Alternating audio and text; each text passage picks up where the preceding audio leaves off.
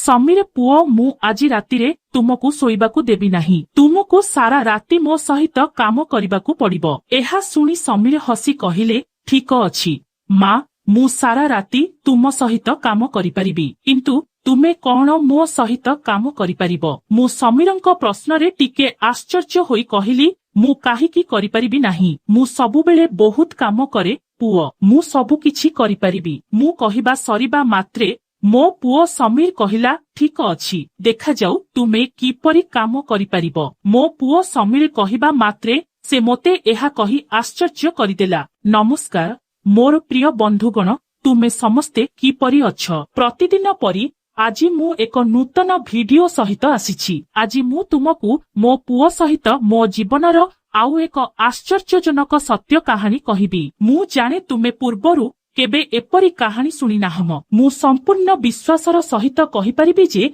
आजिर video देखिबा परे तुमर पाटिरु पानी आसीजिबो। तेणु मु तुमको संपूर्ण भिडियो देखिबा पई अनुरोध करुछि। तेणु आउ विलंब न करी कहानी को फेरी जिबा। मु एलिना मु जने 38 वर्षीय विधवा। मो स्वामींको नाम राकेश। से प्राय 5 वर्ष पूर्वरु आमको छाड़ी चली गले। मोर गोटिए पुओ अछि समीर। से 21 वर्ष बयसर। से बहुत दिन पूर्वरु तांको पाठ पढ़ा छाड़ी देइथिले। एबे से पड़ोसी पुओ मानंक सहित समय बितांती। राकेशर मृत्यु परे मु एका काम करी मो परिवार को प्रतिपालन करुछि जहा द्वारा मु एवं मो पुओ दुईथर खाद्य पाई पारिबु। किंतु मोर एकमात्र पुओ हेबा सत्वे समीर मते कौनसी प्रकारे साहाय्य करे नाही। से मो परी खुशी एवं मु एक अद्भुत मानसिक अशांति देई गति करुछि। मु मो पुओ समीर को पिलाटी दिनरु बहुत भल पाउछि। मु सबुबेले तांको जत्न नेउथिली जहा द्वारा से मो परी जने भल व्यक्ति होई पारिबो। किंतु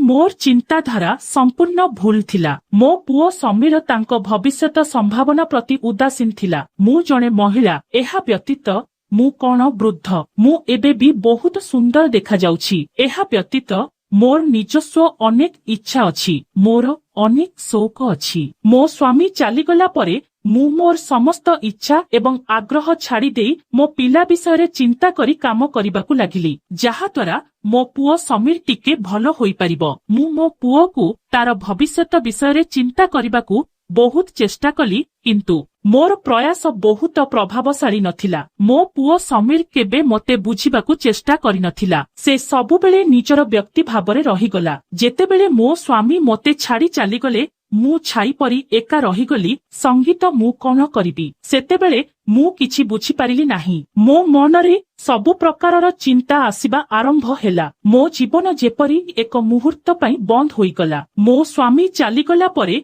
मु आशा करिथिली जे मो पुओ समीर मो सहित रहिबो किंतु आज सेही आशा कुआडे हजिगला। मोर जीवन सर्वदा चाली जेतेबेले मु भलो भाबरे देखिली। मु मो पुओ समीर को देखिली। समीर को देखिबा मात्रे मु स्थिर होई गली। मो पुओ समीर रास्ता कड़रे तार बंधु मानक सह कथा हेउथिला। मु सेठारे ठिया होई ताकू एक दृष्टिरे चाहि रहिली। मते सेठारे ठिया होइथिबा देखि मो पुओ समीर तार बंधु मानंकु छाड़ी सीधा मो पाखकु आसिला। मो पुओ समीर आसी मो सामनारे ठिया होई एक अजब स्वररे कहिला कोन हेला मां तुमे एठारे काहिकी ठिया होइछ। समीरंको प्रश्नर उत्तररे मु पुओ उच्च स्वररे कहिली तुमे कोन जानि ना हम मु एठारे काहिकी ठिया होइछि। पुओ मु तुमको केते थर ठीक भाबरे पाठ पढिबाकू एवं एही पुओ मानंक सहित बुलिबाकू कहि नाही। तुमे मो कथा सुनु नाह कि मो प्रश्नर उत्तररे मो पुओ समीर जोररे कहिला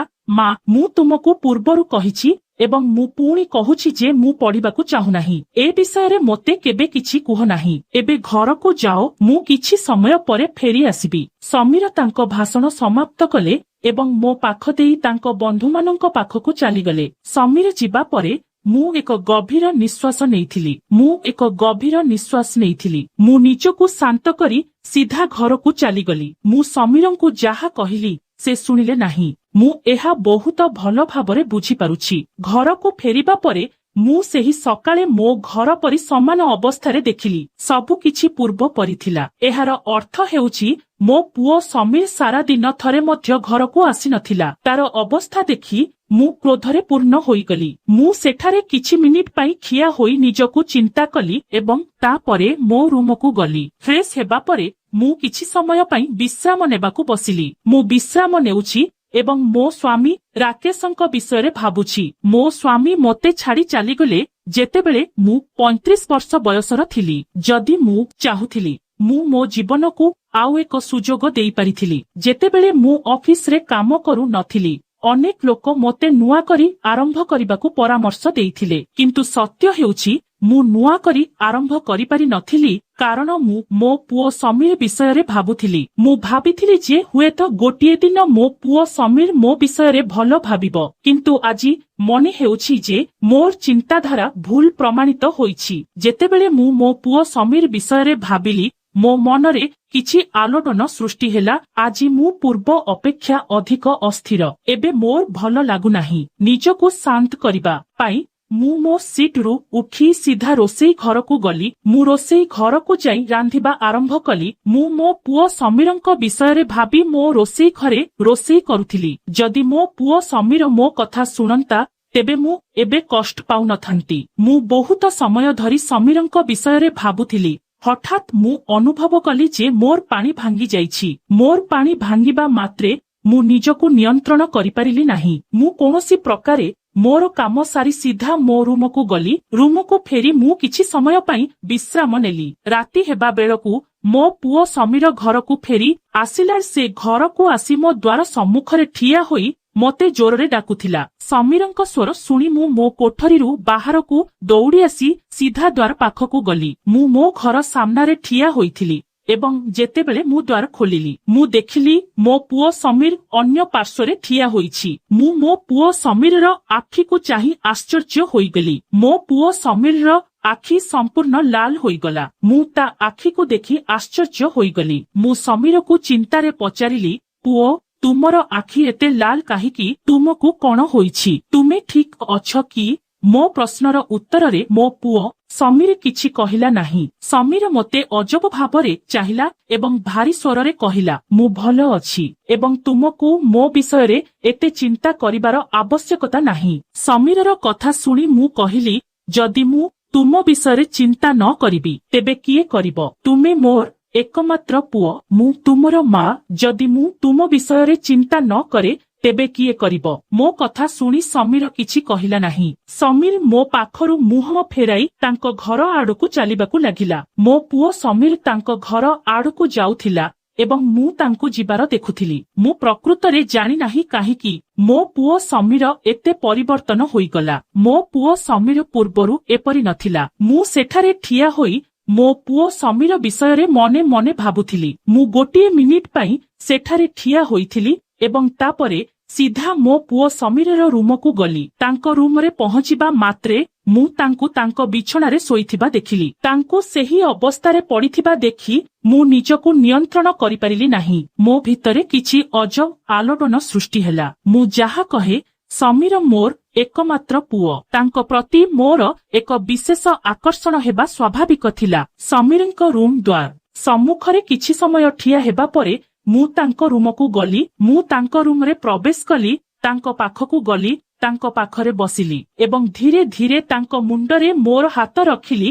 ଏହାକୁ ଚାପିଦେଲି। ମୁଁ ତାଙ୍କ ମୁଣ୍ଡକୁ ଧୀରେ ଧୀରେ ଚାପି ଦେଉଥିଲି। ସମୀର ହଠାତ୍ ଆଖି ଖୋଲି ମୋତେ ଚାହିଁଲା। ସେ ମୋତେ ତାଙ୍କ ପାଖରେ ଦେଖିଲେ ଏବଂ କିଛି କହିଲେ ନାହିଁ। ସେ ସମ୍ପୂର୍ଣ୍ଣ ନୀରବରେ ମୋ ଆଡ଼କୁ ଚାହିଁ ରହିଲେ। ସମୀରଙ୍କ ଦୃଷ୍ଟି ମୋ ଭିତରେ ଏକ ଅଦ୍ଭୁତ ଭାବନା ସୃଷ୍ଟି କଲା।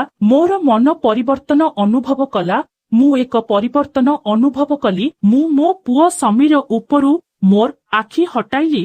ମୁଁ ଚାହିଁଲା ପରେ ମଧ୍ୟ ମୁଁ ତାଙ୍କ ମୁଣ୍ଡରୁ ମୋର ହାତ ହଟାଇଲି ନାହିଁ। ମୁଁ ସମୀରଙ୍କ ମୁଣ୍ଡକୁ ଆଦର କରିବାକୁ ଲାଗିଲି। ସମୀର ଏବଂ ମୁଁ ନୀରବ ଥିଲୁ। ଘରେ ଏକ ଅସ୍ୱସ୍ତିକର ନୀରବତା ପଶିଗଲା। କିଛି ମୁହୂର୍ତ୍ତ ନୀରବ ରହିବା ପରେ ମୋ ପୁଅ ସମୀର ମୋତେ ଧୀର ସ୍ୱରରେ କହିଲା, ମା, ମୁଁ ତୁମ କଥା ଶୁଣୁନାହିଁ ବୋଲି ତୁମେ ବହୁତ ଦୁଃଖିତ, ନୁହେଁ କି? ମୋ ପୁଅ ସମୀରର କଥା ଶୁଣି ମୁଁ କାନ୍ଦି ପକାଇଲି ଏବଂ କହିଲି, ନା, ମୋ ପୁଅ ଯଦି ମୁଁ ଦୁଃଖିତ ହୁଏ ତୁମେ କେବେ ମୋ କଥା ଶୁଣିବ ନାହିଁ ଏବଂ ତୁମେ କେବେ ମୋ ଚିନ୍ତାଧାରା ବୁଝିପାରିବ ନାହିଁ। ତୁମ ବାପା ଚାଲିଯିବା ପରଠାରୁ ମୁଁ ଏକାକୀ ହୋଇଗଲିଣି। ଏକ ସ୍ୱପ୍ନ ପରି ମୋ ପୁଅ, ମୋର ସମସ୍ତ ସ୍ୱପ୍ନ ତୁମକୁ ନେଇ।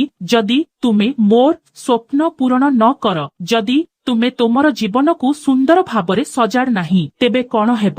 ମୋ ପୁଅ, ମୁଁ କହିବା ମାତ୍ରେ ମୋ ପୁଅ ସମୀର କାନ୍ଦି ପକାଇଲା। ମୁଁ ଆଜି ମୋ ପୁଅ ସମୀରରେ ବହୁତ ପରିବର୍ତ୍ତନ ଦେଖୁଛି। ମୋ ପୁଅ ସମୀର ମୋତେ ଚାହିଁ କର୍କଶ ସ୍ୱରରେ କହିଲା, ମା, ମୁଁ ପାଠ ପଢିବାକୁ ଚାହୁଁନାହିଁ, କିନ୍ତୁ ଏହା ସତ୍ୟ। ମୁଁ ତୁମ ସହିତ ରହିବାକୁ ଚାହୁଁଛି। ମୁଁ ତୁମକୁ ସାହାଯ୍ୟ କରିବାକୁ ଚାହୁଁଛି। ମୁଁ ଏହି ଦୁନିଆର ସମସ୍ତ ଦାୟିତ୍ୱ ନେବାକୁ ଚାହୁଁଛି। ସମୀରଙ୍କ ଏହା ଶୁଣି ମୁଁ ଟିକେ ଆଶ୍ଚର୍ଯ୍ୟ ହୋଇଗଲି। ମୋ ପୁଅ ସମୀର ସବୁବେଳେ ତାର ବନ୍ଧୁମାନଙ୍କ ସହିତ ବୁଲାବୁଲି କରେ। ସେ ଏହି ଦୁନିଆର ସମସ୍ତ ଦାୟିତ୍ୱ କିପରି ତୁଲାଇବ? ମୁଁ ଆଶ୍ଚର୍ଯ୍ୟ ହୋଇ ମୋ ପୁଅ ସମୀରର ମୁହଁକୁ ଚାହିଁଲି। ମୋ ପୁଅ ସମୀର ମୋତେ ସେପରି ଦେଖୁଥିବା ଦେଖି ହସି ହସି କହିଲା, ମା, ମନେ ହେଉଛି ତୁମେ ମୋ ଉପରେ ବିଶ୍ୱାସ କରୁନାହଁ। ତୁମେ ମୋ ଉପରେ ବିଶ୍ୱାସ କରିପାରିବ।